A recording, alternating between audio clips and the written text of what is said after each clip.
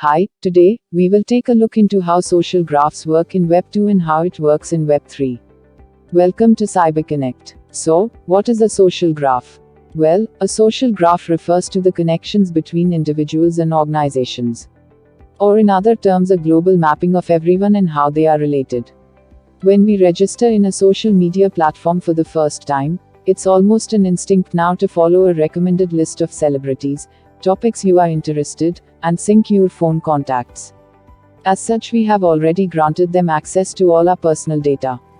Consider these centralized social media platforms as an endpoint connected to other stuff like your friends list, photos you are tagged in, comments you posted, groups you are a member of, and applications you have connected.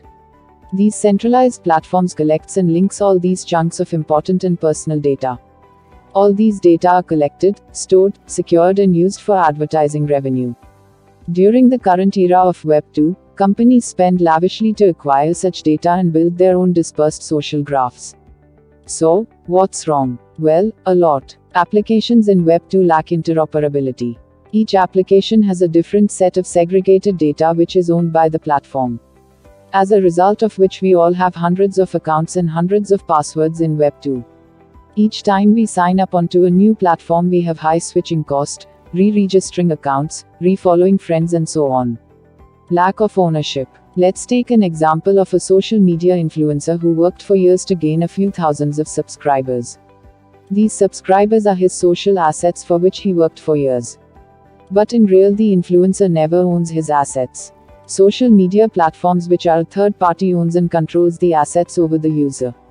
Privacy hacks. In the recent years, social media users have raised concerns about privacy and security of personal information. Incidents of data breach have alarmed many users and forced them to restrict their relationship with social media. The dramatic story of the consulting agency, Cambridge Analytica, is a great example.